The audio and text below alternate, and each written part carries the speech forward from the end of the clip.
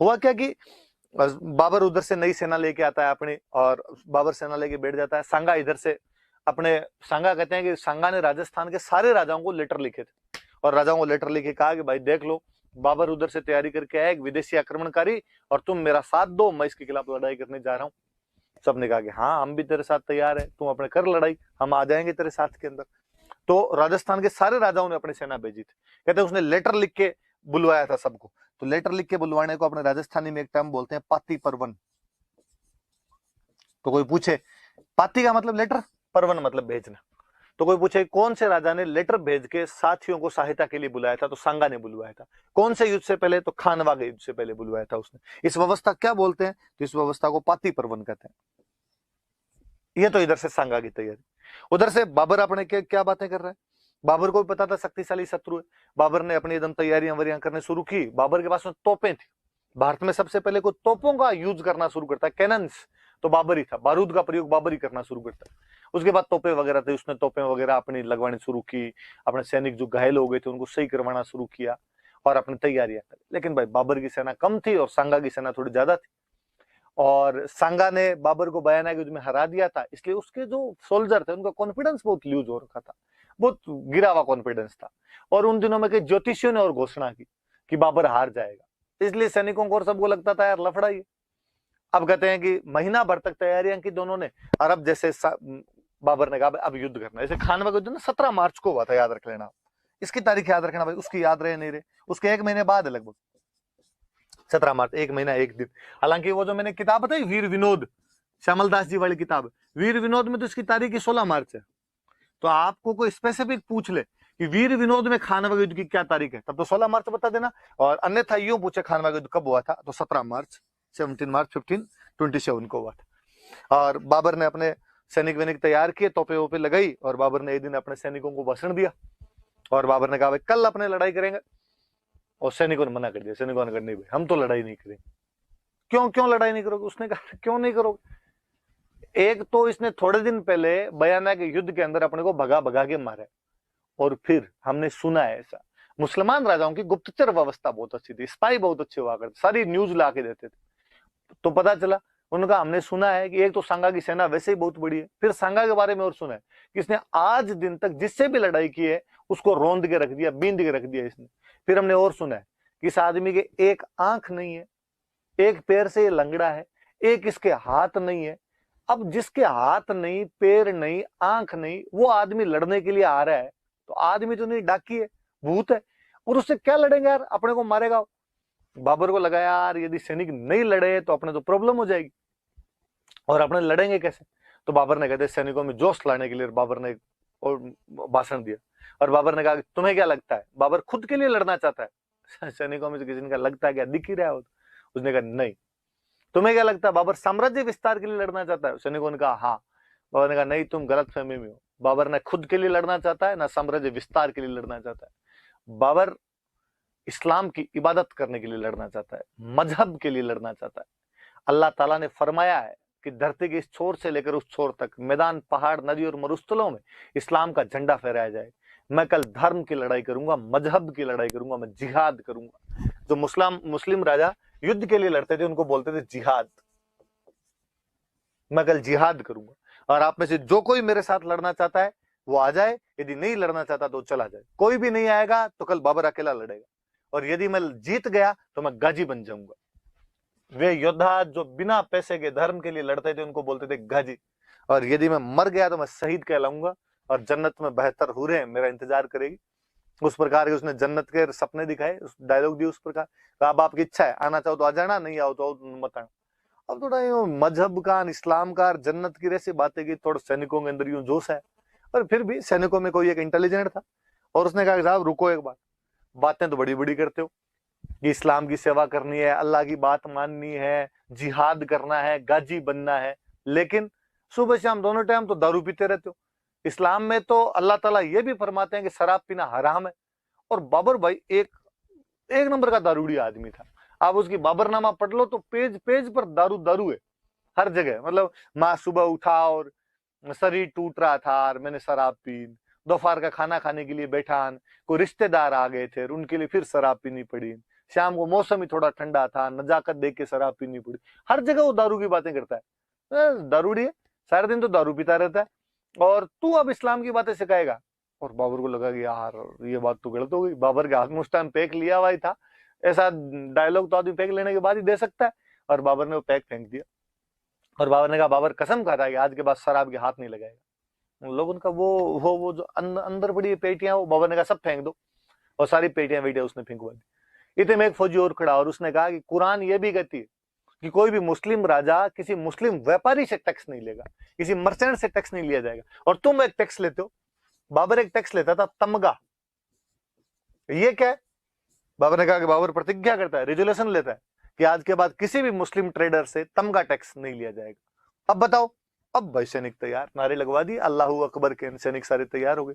तो याद रखना, कोई पूछेगा कि बाबर ने कौन से युद्ध को जिहाद डिक्लेयर कर दिया था, खानवा के युद्ध को। कोई पूछेगा इस युद्ध, किस युद्ध से पहले बाबर ने शराब नहीं पीने की कसमें खाई थी, खानवा का युद्ध। किस युद्ध से पहले बाबर ने एक टैक्स हटा दिया था, खानवा का युद्ध। कौन सा टैक्स था? तमगा टैक्स था। लेता कौन था? बादशाह लेता था। किससे लेता था? तो व्यापारियों से लेता था, लेकिन उसने सारे हटा दिए थे। सारी बात याद, जिहाद वाली बात याद रखना, शराब वाली बात याद रखना, और तमगा टैक्स वाली रखना। और इधर सांगा क्या करता है? सांगा राजस्थान के सभी राजाओं को लेटर लिखता है, और लेटर लिख के उनको बुलाता है। कहते भाई एक तरफ तो सेना खड़ी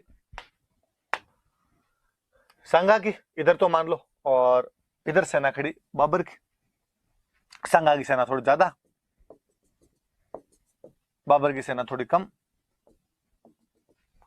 लेकिन बाबर के पास में तोपें थी, और इसने अपनी तोपें लगा रखी थी। एक तोप इधर लगा रखी है, हम मिडेवल पढ़ेंगे तब और पढ़ेंगे, अली और मुस्तफा नाम के इसके जो तोपची थे, और तोपें लगा रखी। अपने राजस्थान वालों ने या इंडिया में तब तक तोपों का प्रयोग हुआ नहीं था, इसलिए ये लोग इतना जानते ही नहीं थे, तोपों के बारे में अवेयर नहीं थे। बाबर ही तोपें लेके आया था पानीपत वाले युद्धों में, उसी ने इस्तेमाल करनी शुरू की थी। इसलिए शुरुआत में जब तोपों वाला हमला हुआ, इसलिए इनको बहुत ज्यादा नुकसान उठाना पड़ा। और कईयों को तो पता ही नहीं था तोपें क्या होती। आग निकलनी शुरू हुई तो कईयों को लगा कोई देवी देवताओं को सिमर के नहीं है इसलिए नाराज है, कोई भूमियों से आगे प्रसाद बोलने शुरू की। धीरे धीरे पता चला यार इनकी वजह से ऐसा हो रहा है, थोड़ा अलग हटके युद्ध करने शुरू किए कि अरे आपने इनके तोपों के सामने आओ, मतलब तोपें भारी थी, ज्यादा मूवेबल थी नहीं, तो तोपों से हटके युद्ध करना। पर बाबर का युद्ध करने का एक और बड़ा जोरदार तरीका था, तुलगुमा युद्ध पद्धति। अपने लड़ाई का यह तरीका होता था, एक इधर से एक इधर से, आमने सामने की लड़ाई होती थी। हाथी हाथी से, घोड़ा घोड़े से, आपका पैदल पैदल से, तलवार तलवार से, भाला भाले से, सीधा लड़ाई करता था। लेकिन बाबर ने क्या किया, ये सैनिक तो लड़ रहे थे, आमने सामने की लड़ाई हो ही रही थी। उसने एक टुकड़ी, मान लो ये इधर इधर ये लड़ाई चल रही, एक टुकड़ी इधर से और भेजी, एक टुकड़ी इधर से और भेजी, और इन्होंने भी जाके इधर से हमला करना, तीन तरफ से घेर के मारा। ये जो उसका सिस्टम था उसको तुलगुमा पद्धति बोलते। अपने वालों को इधर समझ में नहीं है, एक इधर बंदा लड़ रहा है, एक सामने लड़ रहा है, आपस में तलवार चला, इतने में तिरछा एक आदमी आ गया, उसने आज तलवार चलाने शुरू की। इतने अपने वालों के इधर तो कह रहे चिटिंग है, इधर से किधर से, सामने से सामने से, एक एक लड़ो। लेकिन इतने में तो उन लोगों ने हमला कर दिया और इनको खूब सारा नुकसान पहुंचाना शुरू कर दिया। जब सांगा ने देखा, सांगा कहीं बीच के अंदर खड़ा था, लड़ रहा था और हाथी के ऊपर बैठ के, और सांगा ने जब ये देखा कि यार मेरे सैनिक मर रहे हैं, आगे तोपों से मर रहे हैं, तुलगुमा से मर रहे हैं, तो सांगा ने अपने महावत को कहा, जो हाथी चलाने वाला, उसका कि मुझे आगे आगे लेके जाओ। लोगों ने मना भी किया कि साहब आप मत जाओ, आप क्या करोगे युद्ध के अंदर जाके, आप पीछे बैठ के गाइड ही करते रहो हमें। नहीं नहीं मुझे लेके जा, मैं लड़ूंगा खुद। और सांगा खुद आगे लड़ने लगा यहाँ पे। और कहते सांगा जब खुद आगे लड़ने लगा तो बाबर को एक बात बता दी कि हिंदुओं में एक बहुत बड़ी समस्या थी, यदि राजा मर जाता या यदि राजा भाग जाता तो सारी सेना भी लौट जाया करती थी, बाद में लड़ते नहीं थे। राजा मर गया तो कहा बस भाई अब जाओ, राजा छोड़ो। यहाँ तो ये सिस्टम था कि मान लो वागड़ वाला उदय सिंह अपने 5000 आदमी लेके खड़ा है, और यदि उदय सिंह लड़ाई की शुरुआत में मर गया तो 5000 आदमी बाहर निकल जाए। इनकी जो वो जितनी भी सहानुभूति थी वो अपने सेनापति होता उसके प्रति हुआ करती थी, बाकी के साथ में नहीं हुआ करती थी। इसी के साथ में हमारा तो मैच हो रहा है। तो वो सैनिक निकल गए भाई, सारे के सारे बाहर निकल गए। तो अब सांगा आ गया है यार, सांगा ने आके लड़ाई करनी शुरू की। बाबर को ये बात पता थी। बाबर ने अपने सैनिकों को अपना तो केवल सांगा टारगेट होना चाहिए, इस पे मारो जितने तीर मार सकते हो। तो अब सबने अपने तीर बंदूकें उधर इस्तेमाल करनी शुरू की। कहते कोई तीर लगा, सांगा अपने हाथी वाले होदे में गिर गया। बाकी सेना को लगा कि सांगा की डेथ हो गई होगी, इसलिए सेना में अफवाह फैलनी शुरू हुई, सेना वापस भागने लग गई। हालांकि कहते हैं कि मेवाड़ की सेना में जब भी राजा घायल हो जाता था तो राजा वाले मुकुट छत्र पहन के सादड़ी का कोई झाला बैठता था, इसलिए यहाँ पे सांगा की जगह झाला अज्जा आता है। याद रखना भाई, कोई पूछेगा खानवा के युद्ध में सांगा के घायल होने पर युद्ध को लीड किसने किया, तो झाला अज्जा ने। लेकिन तब तक अफवाह बहुत ज्यादा फैल गई थी, सैनिक सारे भाग गए थे, बाबर युद्ध को जीत गया था। तो खानवा वाले युद्ध के अंदर बाबर जीत जाता है। झालाजान लीड करने की कोशिश करता है, लेकिन फिर भी बाबर की इसमें जीत हुई थी। बाबर जीतने के बाद उपाधि धारण करता है गाजी, तमंचे पे डिस्को करता है उस बाबर ने युद्ध जीत लिया भाई, खानवा वाला युद्ध जीत लिया था। कहते हैं सांगा घायल हुआ, घायल होने के बाद सांगा को दौसा में एक जगह पड़ती है बसवा, वहां पे लेके आए और वहां पे सांगा का इलाज वगैरह करवाया, होश आया तो सांगा ने पूछा भाई कहाँ है आपने, कहा आपने दौसा में बसवा है। तो बाबर युद्ध जीत गया। अब तो बाबर उसके बाद गया था चंदेरी, हुआ क्या, चंदेरी वाला मैदानी राय सांगा का साथ देने के लिए आया था। जैसे बाबर जीत गया तो बाबर ने पूछा कि वो कौन तारे सामने उधर ज्यादा उछल कूद कर रहा था, वो चंदेरी का मैदानी राय, सांगा का अच्छा दोस्त है। तो कहा इस बार हमला मैदानी राय पे किया जाए, तो वो तो चंदेरी गए। तो सांगा ने कहा कि चंदेरी राय ने, मैदानी राय ने अपना साथ दिया था, अपने मैदानी राय का साथ देंगे, चलो बाबर के खिलाफ लड़ने के लिए चंदेरी चलेंगे। लोगों ने समझाया कि सर प्लीज एक बार खुद को कांच में देख लो, कितने शरीर पे घाव लगे, 80 घाव है आपके शरीर पे, क्या तो अब युद्ध लड़ने के लिए जा रहे हो। पर सांगा ने कहा नहीं, मैं युद्ध तो लड़ने के लिए जाऊंगा, और जब तक युद्ध नहीं लड़ लूंगा मैं साफा नहीं बांधूंगा। और अपने सैनिकों को लेके वहां से चल पड़ा। सैनिक बीच में ना ना करते रहे पर नहीं माना। फिर फाइनली चंदेरी के पास पहुंचे तो यूपी में एक जगह पड़ती है इरीच,